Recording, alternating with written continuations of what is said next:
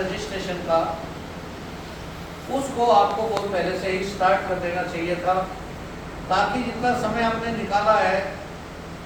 कि हम इस लेवल को किस तरीके से रजिस्ट्रेशन में ले जाए। लेकिन मैं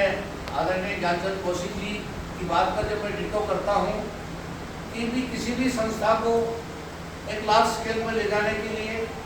हमें लोगों के बीच में जाने के लिए, छोटी छोटी मीटिंग्स करने के लिए, हमें लोगों के बीच में अपने संस्था के एजेंडे में संस्था के कार्यकलापों को लोगों के बीच में ला करके परशुराम सेना के तौर पर हम एक बहुत बड़े लार्ज स्केल पर सदस्य बना करके उसका गठन करें और सबके सहयोग से कौन कौन आदमी कितना व्यक्तित्व किस तरह जुझार हुए। कम से कम मतलब ये कि ऐसा नहीं है, ब्राह्मणों के अंदर तो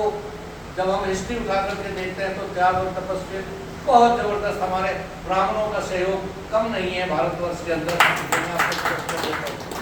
और जहाँ बात आ जाती है अपने ब्रह्मत्व के ऊपर और अपने ब्राह्मणों के सहयोग के लिए, तो फिर कोई भी पीछे हटने वाला नहीं है। तो मैं निवेदन करूंगा कि इसमें सक्रियता लाएं और अपने अपने क्षेत्रों में हम अपने, मैं हंसराज जी पार्षद जी का वास्तव में बहुत ही तहे दिल से धन्यवाद करता हूं कि इनके अंदर एक उत्सुकता है, एक लगन है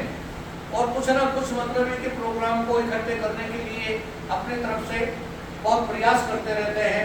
मैं इसके लिए भी आपका बहुत आभारी हूँ कि आप सहयोग से इस तरीके से जो काम कर रहे हैं, सभी लोग इस तरीके से जिम्मेदारी समझ के अपना काम करें तो आगे बढ़ते हैं।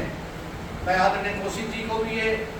विश्वास दिलाने के साथ कह सकता हूँ कि पहले जब थोड़े जमा होते हैं फिर उससे क्या लार्ज स्केल पे हो जाते हैं, लेकिन जब कार्यकारिणी का गठन होता है शुरुआत के अंदर, चाहे वो 5 आदमी हो, 11 आदमी हो, चाहे कितने भी बात हो, किसी भी संस्था का रजिस्ट्रेशन कराने के लिए जिनके अंदर ये आग लगी होती है या उनका एक मानसिकता ये होती है कि हमने ब्राह्मणों के लिए कुछ कर गुजरना है, और वही सक्रियता लाने के लिए रजिस्ट्रेशन के लिए जो 5, 10, 11 आदमियों की जो मीटिंग सदस्यता के रूप में इकट्ठे होते हैं वो एक क्रीम होती है। और जब संस्था का रजिस्ट्रेशन हो जाता है तो उसके बाद में लोग मिलते रहते हैं, चलते रहते हैं, कारवां जुड़ता रहता है और नए नए आते रहते हैं, और जो पहले हैं जो वो पीछे को चलते रहते हैं और उसी में से हमें लोग मिल जाते हैं। और एक यूथ के तौर पर जितने हमारे जवान लोग इकट्ठे होंगे तो परशुराम सेना के तौर पर हम बहुत कुछ करने की उम्मीद रखते हैं और पीछे हटने वाले नहीं हैं। तो इसके लिए हमें एक पूर्ण रूप से प्लानिंग बनानी पड़ेगी। और जहाँ तक आर्थिक के लिए जो सुझाव दिए हैं आदरणीय दीपक जी ने कि 500 रुपये के तौर पर, 1000 रुपये के तौर पर, 100 रुपये के तौर पर, ये संस्थाओं का एक आर्थिक सहयोग के लिए वास्तव में ये कोष इकट्ठा होना इतना जरूरी है, इतनी जरूरी मीटिंग्स और वो नहीं है। जहाँ हमारे पास कोष होगा हम बहुत सी काम आगे करने के लिए, दिखावा आजकल बहुत है, बड़े बैनर लग रहे हो, स्टेज लग रहे हो, और जो आने वाला हो अरे यार 10-20 साल में करके क्या मीटिंग में गए थे, इस तरीके से हुए। जब हमारे अंदर फंड होगा तो वास्तव में मतलब हमारे अंदर मजबूती भी होगी और हमारा दिल मजबूत भी होगा। तो पहले से हमारे जो फंडों के हिसाब से ये है कि जितना भी